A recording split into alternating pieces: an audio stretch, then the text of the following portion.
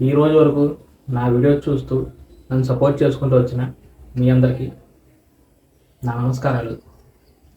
Hi friends, welcome to SAs astrology. మనం ఈ వీడియోలో డిస్కస్ చేయబోయే టాపిక్ ఏంటంటే పునర్వసు నక్షత్రం గురించి సంపూర్ణంగా మనం తెలుసుకుందాము. అలాగే ఈ నక్షత్రం కలిగిన వారికి ఎటువంటి లక్షణాలు ఉంటాయి, వాళ్ళ జీవిత విధానం అనేది ఏ విధంగా ఉంటుంది అనే విషయాన్ని మనం చూద్దాం. ఈ నక్షత్రానికి గురుగ్రహం అధిపతి, అలాగే అధిదేవత ఎవరంటే అతిథిదేవి. దేవతలందరికీ అమ్మగా భావిస్తారు. వీళ్ళకి ఎక్కువగా క్షమా గుణం అనేది ఉంటుంది. వీళ్ళకి బాగా కీడు చేసిన వారిని కూడా వీళ్ళు ఈజీగా క్షమిస్తారు. జీవితంలో ఎన్నో కష్టాలు వచ్చినప్పటికీ వాటిని తట్టుకుని నిలబడే శక్తి వీళ్ళకి ఉంటుంది. వీళ్ళకి అంత తొందరగా ఫస్ట్ అటెంప్ట్లో ఏది లభించదు. 1-2 సార్లు ప్రయత్నించి ఫెయిల్ అయిన తర్వాత మాత్రమే వీళ్ళు సక్సెస్ని అచీవ్ చేసేదానికి అవకాశాలు ఉంటాయి. ఈ విధంగా ఎందుకు చెప్పడం జరిగింది అనే విషయం మనకు అర్థం కావాలంటే ఒకసారి దీని వెనకాల ఉన్న స్టోరీకి మనం ఒకసారి వెళ్దాము. ఒకానొక సందర్భంలో దేవతలకి వాళ్ళ శక్తి మీద గర్వం, అహంకారం అనేది వచ్చి రాక్షసులతో తలబడి ఓడిపోవడం జరుగుతుంది. ఆ ఓడిపోయిన దేవతలు ఎవరంటే ఈ అతిథిదేవి కుమారులు, అంటే ఇంద్రుడు, సూర్యుడు. ఈ విధంగా వీళ్ళకున్న పదవులని రాక్షసుల చేత పాలించబడడం వల్ల ధర్మం అనేది సంపూర్ణంగా కోల్పోతుంది. అప్పుడు ఈ కుమారులందరూ వెళ్ళి అతిథిదేవిని సహాయం కోరుతారు. అప్పుడు ఆమె వాళ్ళ కుమారులు చేసిన తప్పును మన్నించి విష్ణుమూర్తి కొన్నాళ్ళు తపస్సు చేయడం అనేది జరుగుతుంది. ఆ తపస్సు ప్రసన్నుడైన విష్ణువు వామనవతారంగా వెలిసి మళ్ళీ అధర్మాన్ని కూల్చి మళ్ళీ ధర్మాన్ని స్థాపించాడు. అంటే రాక్షసులను జయించి దేవతలను గెలిపించడం జరుగుతుంది. ఈ గెలుపుతో ఏమవుతుందంటే అప్పటి వరకు చీకట్లో ఉన్న రాజ్యానికి వెలుగులు వస్తాయి. సో అందుకనే ఈ పునర్వసు నక్షత్రం అంటేనే పేరులోనే ఉంది కదా, పునర్వసు అంటే కాంతి అనేది వెనక్కి తిరిగి రావడం అనమాట. సో అలాగే మనకు స్టోరీలో కూడా విష్ణుమూర్తి పాత్ర అనేది ఇక్కడ ఉంది. దేవతలకు కూడా ఈ సంఘటన వల్ల జ్ఞానోదయం కలిగింది కాబట్టి దీన్ని గురు నక్షత్రంగా చెప్పడం అయితే జరిగింది. ఈ నక్షత్రంలో మొదటి 3 పాదాలు మిథున రాశిలో ఉంటే చివరి పాదం మాత్రం కర్కాటక రాశిలో ఉంటుంది. ఆ మొదటి 3 పాదాలు మిథున రాశి సంబంధించినవి కాబట్టి బుధగ్రహం ప్రభావం అనేది ఉంటుంది. కాబట్టి ఆ 3 పాదాల వారికి ఎక్కువగా బాగా తెలివితేటలు ఉండేదానికి అవకాశాలు ఉంటాయి. చివరి పాదం అనేది చంద్రగ్రహం సంబంధించిన కర్కాటక రాశి కాబట్టి వాళ్ళకి ఎక్కువగా తెలివితేటల కన్నా ఎమోషనల్ పర్సన్స్కి అయితే మనం వాళ్ళని చెప్పొచ్చు. అన్నిటికన్నా ఏ పాదం మంచిది అని కనుక అడిగినట్లయితే సో ఖచ్చితంగా ఆ 4వ పాదంలో కర్కాటక రాశిలో చంద్రుడు స్వక్షేత్రంలో ఉంటాడు కాబట్టి పునర్వసు 4వ పాదం చాలా గొప్పదని మనం అర్థం చేసుకోవచ్చు. వాళ్ళ జీవితంలో ఇనీషియల్గా బాగా స్ట్రగుల్స్ని, డిఫికల్టీస్ని ఫేస్ చేస్తారు. అవన్నింటినీ తట్టుకుని నిలబడి తర్వాత వాళ్ళ జీవితంలో ఎదిగేదానికి అవకాశాలు ఉంటాయి. అలాగే ప్రతి విషయాన్ని వీళ్ళు చాలా పాజిటివ్గా చూస్తారు. అసలు నెగిటివ్ థింకింగ్ అనేది వీళ్ళకు ఉండదు. ఒకసారి ఓడిపోతే తర్వాత మనం గెలవచ్చు, దేవుడు ఖచ్చితంగా సెకండ్ ఛాన్స్ అనేది ఇస్తాడు ఎవరికైనా అని ఇటువంటి సిద్ధాంతాలు అనేవి పర్సన్స్ అనే వాళ్ళకు ఉంటాయి. ఎదుటి వాడిని మోసాలు చేయడం, అబద్ధాలు ఆడడం అనేది వీళ్ళకి అసలు నచ్చదు. బాగా ధర్మంగా, న్యాయంగా, ఓర్పుతో వీళ్ళకి కీడు చేసిన వాళ్ళని కూడా క్షమించే గొప్ప లక్షణాలు అనేవి వీళ్ళలో ఉంటాయి. ఇక రిలేషన్ పరంగా చెప్పాలంటే వీళ్ళు ఒకళ్ళ కనుక కమిట్ అయితే జీవితాంతం ధర్మంగా వారితోనే ఉంటారు. కానీ అనుకోని కారణాల వల్ల ఒక్కోసారి వీళ్ళు ప్రమేయం లేకుండానే రిలేషన్స్లో బ్రేక్స్ అనేవి వచ్చేదానికి అవకాశాలు ఉంటాయి. సో ఆ విధంగా ఒక్కోసారి కొంతకాలం సెపరేట్ అయ్యి ఎక్కువగా కలిసి ఉండేదానికి అవకాశాలు ఉంటాయి. తర్వాత కెరీర్ పరంగా వీళ్ళకి ఇది గురు నక్షత్రం కాబట్టి ఏదైనా టీచింగ్ విభాగాల్లో, కన్సల్టింగ్ విభాగాల్లో, లా విభాగాల్లో కానీ లేకపోతే రిలీజియన్ సంబంధించిన ఏదైనా వృత్తులు అనేవి వీళ్ళకి బాగా కలిసి వస్తాయి. ఇప్పుడు మనం ఏం చేద్దాం అంటే కంప్లీట్గా నక్షత్రం కలిగిన వారికి ఎప్పుడు పాజిటివ్గా ఫలితాలు వస్తాయి అనే విషయాన్ని చూద్దాం. ఈ పునర్వసు నక్షత్రం సంబంధించిన ఏ పాదంలో జన్మించినప్పటికీ ఆ నక్షత్రాధిపతి అయిన గురుగ్రహం జాతక చక్రంలో బలంగా ఎటువంటి ఎఫ్లిక్షన్ లేకుండా ప్లేస్ అయితే అది చాలా వరకు మంచి విషయం. ఎక్కువగా గురుగ్రహం ఏదైనా స్వక్షేత్ర ఉచ్చరాశుల్లో కానీ కేంద్ర కోణాల్లో ఉన్నా కూడా చాలా వరకు పర్వాలేదు. ఎందుకంటే మనం చంద్రగ్రహాన్ని మనోకారకుడిగా, మన వే ఆఫ్ థింకింగ్ గురించి ఒక ఎమోషనల్ ప్లానెట్గా తీసుకుంటాం. కాబట్టి ఎప్పుడైతే మనకి ఈ విధంగా చంద్రగ్రహానికి సంబంధించిన నక్షత్రాధిపతి ఏమైనా చాట్లో బలంగా ఉంటాడో మానసిక బలం అనేది పెరుగుతుంది. అందులోనూ మనం ఈ నక్షత్రం వారి గురించి మనం ఏం చెప్పుకున్నాం అంటే ముందుగా వీళ్ళు ఇనీషియల్గా బాగా స్ట్రగుల్స్కి, ప్రాబ్లమ్స్ని ఫేస్ చేస్తారనేది చెప్పాం కదా.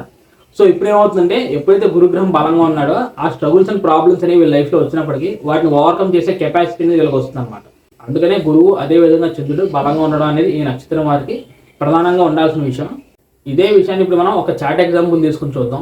నేను ఇక్కడ కుంభలగ్నాన్ని తీసుకున్నాను, పంచమంలో శని చంద్రగ్రహాన్ని తీసుకున్నాను, అలాగే ఈ నక్షత్రానికి అధిపతి అయిన గురుగ్రహాన్ని దశమంలో తీసుకోవడం జరిగింది. ఇక్కడ చంద్ర శని గ్రహాలు పునర్వసు నక్షత్రం 2వ పాదంలో ఉన్నాయని మనం భావిద్దాం. అది చంద్రగ్రహానికి శత్రుభావం అయినప్పటికీ ఒక లక్ష్మీ స్థానాన్ని పంచమంలో ఉన్నాడు. అలాగే ఈ లగ్నానికి యువకారుడైన స్వయంగా లగ్నాధిపతితో చంద్రగ్రహం కలవడం జరిగింది. అలాగే ఈ 2 గ్రహాలు పునర్వసులు ఉన్నాయి. ఈ నక్షత్రాధిపతి గురుగ్రహం దశమంలో బలంగా ఉన్నాడు. ఈ విధంగా ఎప్పుడైనా ఎవరికైనా లగ్నాధిపతి చంద్రుడు కలిసి పంచమ స్థానంలో ఉంటారో ఆ పర్సన్స్ అనే వాళ్ళకి క్రియేటివిటీ అండ్ ఇంటెలిజెన్స్ అనేది బాగా ఎక్కువగా ఉంటుంది. మరి షష్టాధిపతి అయిన చంద్రుడు పంచమంలో ఉండడం మంచిది కాదా అంటే అక్కడ చంద్రగ్రహానికి శుభత్వం అనేది వచ్చి చంద్రుడి కన్నా అక్కడ శని బలవంతుడి అక్కడ చంద్రగ్రహాన్ని ప్రభావితం చేస్తున్నాడు కాబట్టి దాన్ని మనం అంత నెగిటివ్గా తీసుకోక్కర్లేదు. కేవలం ఎంతవరకు అనాలిసిస్ చేస్తే సరిపోదు, ఇక మిగిలిన రూల్స్ని కూడా మనం ఫాలో అవ్వాలి. ఈ లగ్నానికి పాపులైన కుజుడు కానీ, రవి కానీ, కేతు కానీ వారి యొక్క ప్రభావం అనేది ఇక చంద్రుడి మీద కానీ, గురువు మీద కానీ ఉండకపోవడం చాలా వరకు మంచిది. ఈ విధంగా ప్లేస్మెంట్ అనేది ఎప్పుడైతే పాజిటివ్గా ఉంటుందో ఆ పర్సన్స్ అనే వాళ్ళకి ఈ పునర్వసు నక్షత్రానికి సంబంధించిన ఆ బేసిక్ ఫలితాలు అనేవి వచ్చినప్పటికీ, అంటే ఆ ఇనిషియల్గా ప్రాబ్లమ్స్ అండ్ స్ట్రగుల్స్ అనేవి ఉంటాయి కదా, ఇక్కడ ఎప్పుడైతే చంద్రగ్రహంతో లగ్నాధిపతి అనేవాడు కలిసాడో స్వయం శక్తితో ఈ పర్సన్స్ అనేవాళ్ళు ఎవరు సహాయం లేకుండా వాటిని ఫేస్ చేసే కెపాసిటీ అనేది వారికి వస్తున్నారు. ఇప్పుడు మనం ఏం చేద్దామంటే ఈ నక్షత్రం కలిగిన వారికి కంప్లీట్గా నెగిటివ్ ఫలితాలు ఎప్పుడు వస్తాయి అనే విషయాన్ని అయితే మనం చూద్దాం. చంద్రగ్రహం నక్షత్రం ఉన్నప్పుడు ఆ చంద్రగ్రహానికి ఎటువంటి పాపగ్రహాలకు సంబంధం అనేది ఇనీషియల్గా ఉండకూడదు. అలాగే నక్షత్రాధిపతిని గురుగ్రహానికి కూడా ఎటువంటి ఎఫెక్షన్ అనేది ఉండకూడదు అన్నమాట. ఒకవేళ అటువంటి పాపగ్రహాలకు సంబంధం కలిగితే ఏమవుతుందంటే ఆ పర్సన్స్ అనేవాళ్ళు వాళ్ళ లైఫ్లో వాళ్ళు తీసుకునే నిర్ణయాలు కానీ లేకపోతే వీళ్ళే డైరెక్షన్ అనేది తప్పుదోవ పట్టేదానికి అవకాశాలనే ఉంటాయి అన్నమాట. అలాగే ఇనీషియల్గా వీరి జీవితంలో ఆ ప్రాబ్లమ్స్ అండ్ ఇష్యూస్ అనేవి వచ్చినప్పటికీ వాటిని తట్టుకుని నిలబడే శక్తిని వీళ్ళు కోల్పోతారు. సో దానివల్ల ఏమవుతుందంటే ఏదైనా డిప్రెషన్లోకి వెళ్ళిపోవడం, లేకపోతే తప్పు నిర్ణయాలు తీసుకొని ఇంకా నష్టపోవడం, ఉన్న రిలేషన్స్ని కూడా కోల్పోవడం, ఇటువంటి నెగిటివ్ ఫలితాలనే వస్తాయి. ఇదే విషయాన్ని ఇప్పుడు మనం ఇంకో ఎగ్జాంపుల్ తీసుకుని చూద్దాం. ఇప్పుడు తీసుకున్న ఎగ్జాంపుల్లో ధను లగ్నాన్ని తీసుకున్నాను, సప్తమంలో చంద్ర రాహుని తీసుకున్నాను. సో అప్పుడు ఏమవుతుందంటే లగ్నంలో కేతు ఉంటాడు. అలాగే లగ్నాధిపతి అయిన గురువుని అక్కడ 12వ స్థానంలో తీసుకోవడం జరిగింది. ముందుగా మనం చెప్పుకోవాల్సిన విషయం ఏంటంటే చంద్ర రాహుల కలయిక అనేది ఏ లగ్నం వరకైనా అంత మంచి విషయం అనేది కాదు. అందులోనూ ప్రధానంగా గురుపాలత లగ్నం వరకు అయితే అసలు మంచిది కాదు. ఎందుకంటే ఖచ్చితంగా ఇక్కడ రాహు చంద్రగ్రహాన్ని డిస్టర్బ్ చేయడం జరుగుతుంది. అప్పుడు ఏమవుతుందంటే వీళ్ళకి మానసిక ఆందోళన అనేది విపరీతంగా పెరిగిపోతుంది. మానసికంగా స్టేబుల్గా అయితే ఖచ్చితంగా ఉండలేరు. అందులోనూ ఇక్కడ మనం ఈ చంద్ర రాహు గ్రహాలు పునర్వసు 2వ పాదంలో ఉన్నారు అనేది మనం తీసుకోవడం జరిగింది. ఒకే నక్షత్రంలో ఉన్నారు కాబట్టి చంద్రగ్రహానికి ఇంకా ఎక్కువగా ఎఫెక్ట్స్ అనేది వచ్చిందని మనం అర్థం చేసుకోవచ్చు. మన నక్షత్రాధిపతిని గురుగ్రహం పోయి సరిగ్గా ఉన్నాడంటే గురువు ఇక్కడ వృశ్చిక రాశిలో ఉన్నాడు. ఇందాక తీసుకున్న ఎగ్జాంపుల్లో కూడా గురుగ్రహం ఎక్కడ ఉన్నాడు. మరి అక్కడెందుకు పాజిటివ్గా చెప్పాం, ఇక్కడెందుకు నెగిటివ్గా చెప్తున్నాం అంటే ఇందాక తీసుకున్న ఎగ్జాంపుల్ ఏమైందంటే అది కేంద్ర స్థానం అయిందనమాట. ఇందాక మనం కుంభలగ్నం తీసుకున్నాం, దశమం అనేది కేంద్రం అవుతుంది కదా. కేంద్రం అనేది ఏంటంటే కొద్దిగా ఇబ్బంది పెట్టినప్పటికీ రిజల్ట్ అనేది అయితే ఖచ్చితంగా ఇస్తుంది. ఇక్కడ మనం తీసుకున్నప్పుడు ఏమైందంటే ఇది వ్యయస్థానం అయిందనమాట. అంటే ఒక దుస్థానం అయింది. అందులో 12వ స్థానం గురించి ప్రత్యేకంగా చెప్పక్కర్లేదు. ఉన్న దుస్థానాల్లో అన్నిటికన్నా ఎక్కువగా నెగిటివిటీ అనేది ఉంటుంది. ఈ విధంగా ప్రధానంగా సప్తమంలో చంద్రరాహులు ఆ నక్షత్రాధిపతి అయిన గురువు 12వ స్థానంలో ఉన్నాడు కాబట్టి ఫర్ ఎగ్జాంపుల్గా ఇక్కడ సప్తమాధిపతి అయిన బుధుడు చాట్లో ఏదైనా ఎఫెక్షన్ గురైతే సో ఖచ్చితంగా వాళ్ళ మ్యారేజ్ లైఫ్కి ఒక సివియర్ డేంజర్ అనేది ఉందని మనం అర్థం చేసుకోవచ్చు. రిలేషన్స్ విషయంలో తొందరపడడం కానీ, లవ్ రిలేషన్స్ పెట్టుకోవడం కానీ, ఎక్కువగా ఎవరైనా నమ్మడం అనేది ఈ పర్సన్స్ అనే వాళ్ళకి అంత మంచి విషయం అయితే కాదు. ఓన్లీ రిలేషన్స్ విషయంలోనే కాదు, లగ్నాధిపతి అనేవాడు 12వ స్థానంలో ఉంటే ఆ పర్సన్స్ అనే వాళ్ళకి వాళ్ళ జీవితంలో సక్సెస్ని అచీవ్ చేయడం చాలా కష్టంగా మారిపోతుంది. ఏ నిర్ణయం తీసుకోవాలో ఎటువైపు వెళ్ళాలో వాళ్ళకే తెలియదు. ఒకవేళ ఎవరైనా మంచిగా గైడెన్స్ అనేది ఇచ్చినప్పటికీ కారణం ఏదైనా అవ్వచ్చు కానీ వాళ్ళైతే దాన్ని ఫాలో అవ్వలేరు, అవ్వరు కూడా. నేను ఇక్కడైతే ఓన్లీ కొన్ని కాంబినేషన్స్నే తీసుకున్నాను.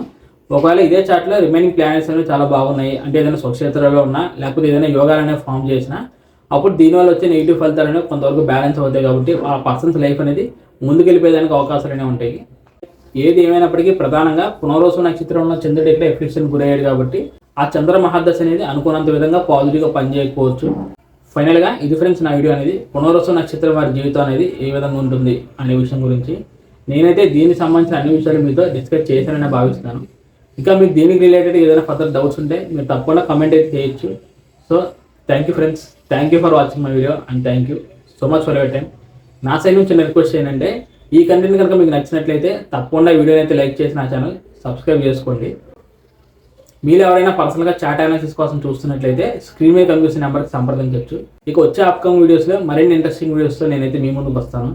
అప్పటి వరకు bye friends, see you very soon and Jai Hind.